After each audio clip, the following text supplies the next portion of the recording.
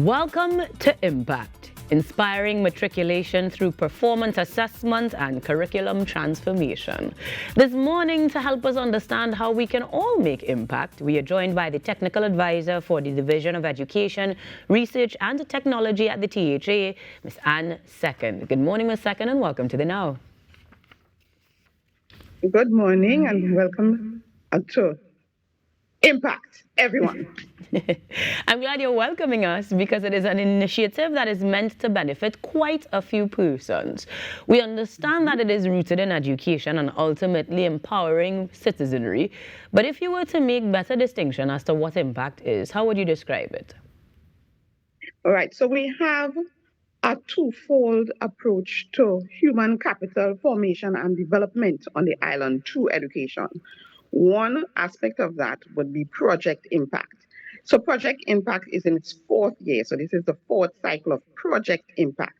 It began as a response to the global learning loss experience during the COVID-19 pandemic, when teachers, students, and parents had to shift the modality of teaching and learning drastically without any formal training from face-to-face learning to online learning. So there would have been learning loss across the globe.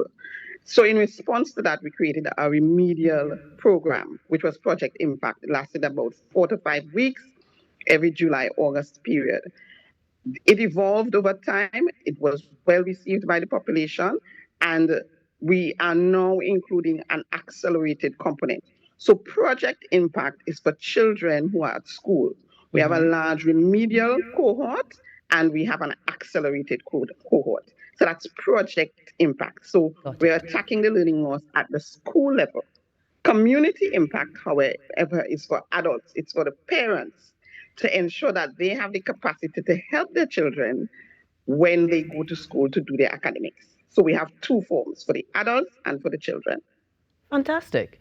And they work hand in hand, it would seem, because if you're talking about making sure that the parents have the capacity to help the students, what shape does that take? Are we looking at similarly a digital or hybrid option, or is it in person? Describe community impact to me.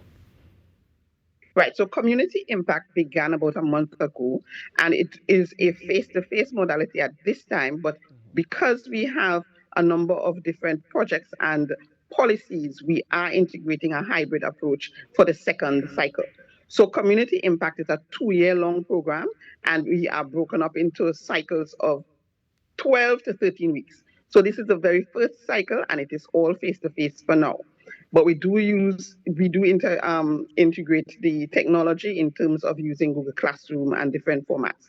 So Community Impact is an adult program that takes place in the evening, same centers, the primary school centers across Tobago. There are 15 centers, so adults can have training in mathematics, CSEC English, and literacy and numeracy, and they also have some life skills training. So that's for the adults. So it takes place from 5 to 8 in a number of centers. Project Impact takes place during the day, and that will start next Monday the 21st, and it will take place at 11 centers, 11 primary schools, 2 accelerated centers, and all of the others remedial centers. So students, whether they are children or adults, can go onto our website, the Division of Education, Research and Technology, and you would see different avenues for you to apply to be able to register so that you can take part in either program. Now, I'm going to go into community a little bit more because you did mention life skills, and granted that these are in-person classes for now, I imagine to impart that information will be a little easier in person. What sorts of life skills are we helping to develop with the adults then? All right. So we have a number of adults who, for one reason or another, have not been in a classroom setting or doing academic kind of work for years. So we need to help them to incorporate and to get comfortable with all of the skills that are needed to be successful. So we do study habit skills, time management skills, conflict resolution skills, basic intrinsic motivational kind of steps to help you to stick with the program. It's one thing to start to recognize that you have some upskilling to do and to begin the program, but to have that stick-to-itiveness and to continue and to be motivated to the end until you get whatever it is you want to achieve. It could be as simple as learning how to use an ATM machine. We take it for granted that everybody knows how to do that. It could be as simple as knowing how to spell your name or how to complete a form so that you can access the services of the government or private sectors. It could be as simple as that, or it could be to qualify yourself with math and English so that you can get a promotion on your job.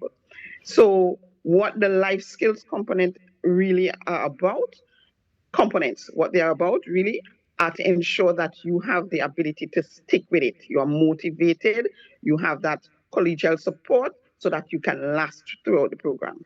That's really well thought through. And I'm wondering then, what are the other criteria we need to look at as adults who want to be a part of this? Any sorts of prerequisites at all? None at all. All you have to do is to want to take a chance on yourself and to invest in yourself. A number of persons who did not get to complete school or who just did not have the opportunity even to learn to read and write now have that opportunity for that upskilling. The classes are completely free. All you have to do is get to a center close to you. So in most villages, you have a center that you can go to from 5 to 8, Mondays to Thursdays. You just go to the event. You did For mention us, that there if you're- are, Mhm. pardon me, but you did Go ahead. mention that there are 15 centers for the community, and then the smaller, younger children, sorry, have 11. These are primary schools throughout the country, correct? Primary schools in Tobago, yes, because it's a Tobago project. Of course. And so in terms of the ones that are used for community, they differ from those used for the Project Impact, the smaller children's component?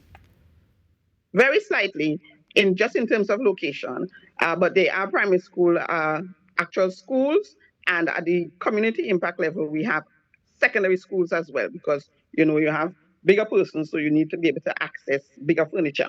So it's just basically that. So at the community impact, we use both primary and secondary schools, Okay. and for project impact, only primary schools. Well, and we know we are going to get a lot of persons taking advantage of this opportunity as parents or even for themselves, and not just for their children. How do persons register? Remind us of the site and contacts if anything otherwise. Great. So you go onto the divisions page, Division of Education, Research and Technology. You will see the options for community impact or project impact, and you can register. Very simple format to register, or you can walk into the site. Once you go on the website, you will see the list of schools. So for instance, 2 accelerated schools for project impact would be at Roxborough Anglican School and at Signal Hill Primary School. So those, we have one in the east and we have one in the west. That's for the accelerated child. But we have a number of others. For community impact, you can go all the way up to Speyside High School or all the way in the other direction to Bonaccord Primary School. So you just go on the website and you look at the locations and you go to the one that is closest to you, most convenient to you. You will be welcomed and you will be well supported. So we're looking forward to all of the students coming out for their 5 weeks, and all of the community impact adults coming forward and being supported and supporting each other so that we can all upskill together. And thank you very much for the work that you're doing. You're truly making impact, and we appreciate you for sharing that with us this morning. Thank you so much.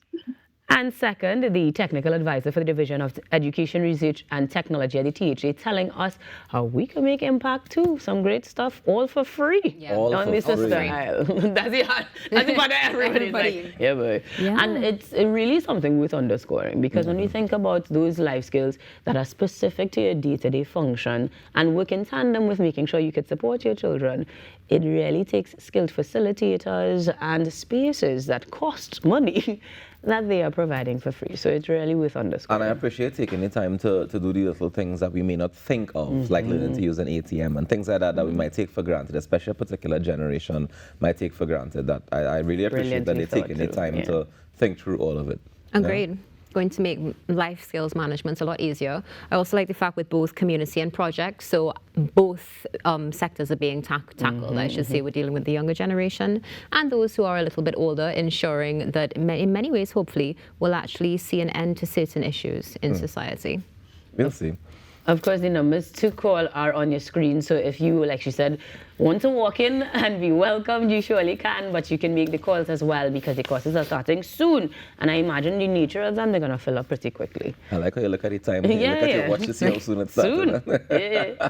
For impact, see? You guys, we can make impact here on this show still because we have a lot of great interviews that you want to stay tuned for. So we're going to take a break. And when we come back, even more here on the Now Morning Show. I fell up. I can't take it.